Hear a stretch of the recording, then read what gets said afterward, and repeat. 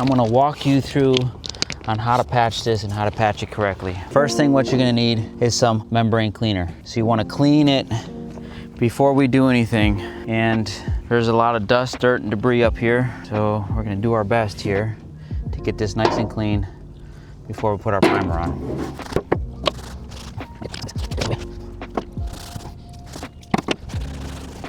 This cleaner will be your friend in the end, because otherwise it won't stick.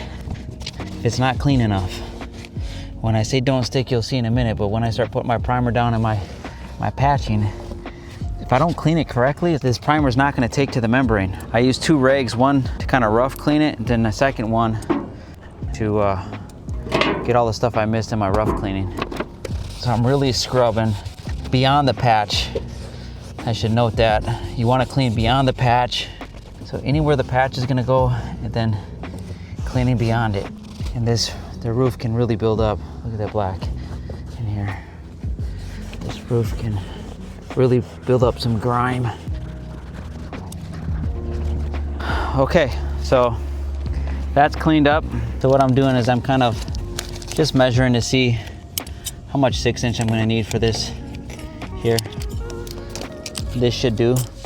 So this will come up, go over and down.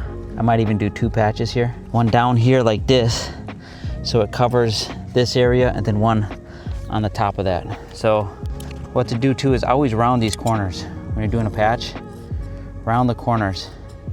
And the reason for that is that if there's sharp corners, water will run here and water will run here, and it hit this corner, and it will want to start lifting that corner up.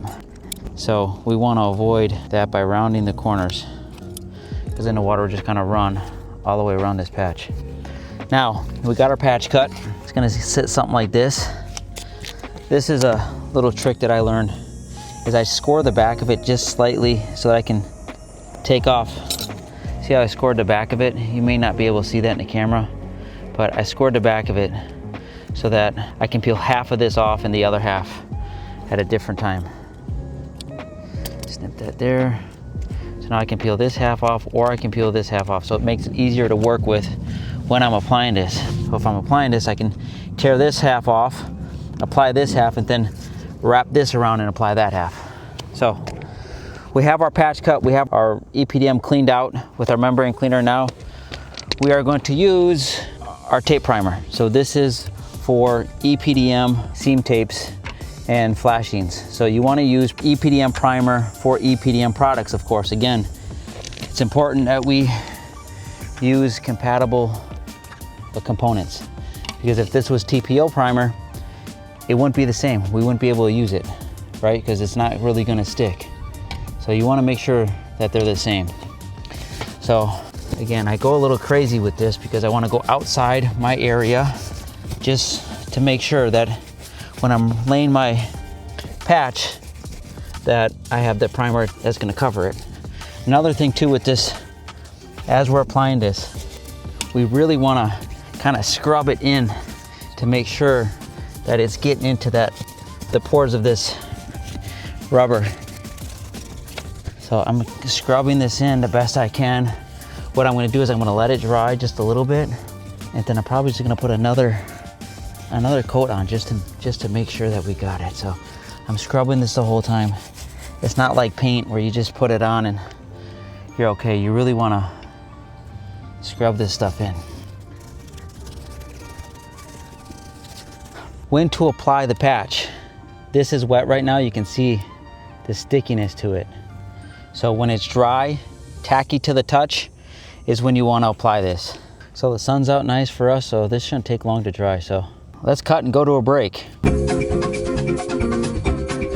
We should probably go over items that you'll need here. You'll need a scissors, a roller, and you'll see why at the end, a patch, your primer. Let's get your weather membrane in there, a brush, and some rags. This is what you'll need, and some black lap sealant. So these are all components that you'll need to do the roof. Make sure they're all compatible with a rubber roofing system or whatever system that you'll be patching. Still a little tacky down here, a little tacky here. We're gonna give it just a little bit, and then we'll put this patch on. So this hole is probably like 2 inches by 2 inches. So it's a relatively large hole. So again, you know, this would cover it because this is 6 inches here, and probably, I don't know, 8 inches there. But so we'll really only be covering it 2 inches above and 2 inches below, which should be fine. But for safety precautions, what I'm going to do is I'm just going to come up to about right here on this hole, and then what I'm going to do is I'm going to cover it again. I'm going to cover this piece with another piece. So this is going to go here, and then I'm going to bring another piece to about right here to cover it. Noting the importance of letting that dry. If it's not dry, it's going to cause bubbles in your patch. So what I'm doing is I'm folding it here. I'm kind of folding it in 4 ways like this. I'm going to stick it on this side, just corner first, so I can come around like so. So now I can peel this other side. I'm just gonna wrap this around like so, and then work my way out here. And this is also known as form flashing because you can form it. So you see how I'm doing this? I'm kind of pulling out. See that? Then for my roller, I just roll all my edges to make sure it's down and sticking really nice. All my corners. Move this out of the way just a little bit. You can also use this side to get into the 90 degree, or on the top here. If you're having trouble with this other side here, there's 2 options on this roller. Not all of them come that way. So my first patch is done. Again, I came up to about here. That hole starts about here. What I'm going to do is I'm just going to bring my next patch all the way from the top and then down, just to make sure that I'm covered and covered well. And again, water runs downhill, so I'm starting with my bottom patch first, then I'll go with my upper patch, because you don't want to do it the opposite. Otherwise you'll have a seam here, and then when water runs down, it catches that seam and wants to open that seam up. For my next patch, again, we're already cleaned up, so I'm going to primer this. I'm going to primer this area, because I got a primer on top of my patch that I just put on, so that when my new patch goes on, we have primer there. That is good. My next patch is cut. Again, I'm going to round the corners on this one. I'm going to let this dry, and then I'm going to apply this patch up, over, and around. That's dry enough. So I'm just going to take this patch all the way off, fold it, and apply it to my corner here. Come around the other side, and then slowly work its way down over my existing patch. And just like that, you have this hole fixed.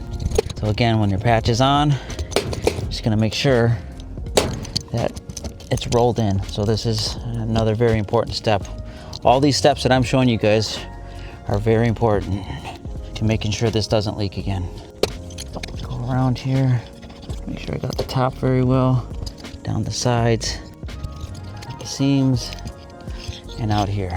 So that part is done. Now for the black lap sealant, what I'm going to do is I'm just going to go around my patch areas. I'm going to use a piece of plastic to smooth out my caulk spots, and I'll show you. So black lap is for EPDM. Obviously that's what we're working with, EPDM product. And I'm just going to go all the way around my patch. And since I did 2 patches, I'm going to go around both, just to ensure that water can't lift this up and that we're covered. So as you can see there, I went around both patches. I got a piece of plastic so I can smooth this out, because you see this, it's bumped out here, it's bumped out there. Water can sit in there. So what I'm going to do is I'm going to smooth this out so that it doesn't give a chance for water to sit in my patch. Doesn't look the greatest, but it's a must do. And there you go. Just like that, that hole that was 2 inches by 2 inches is now fixed. This area should not leak again.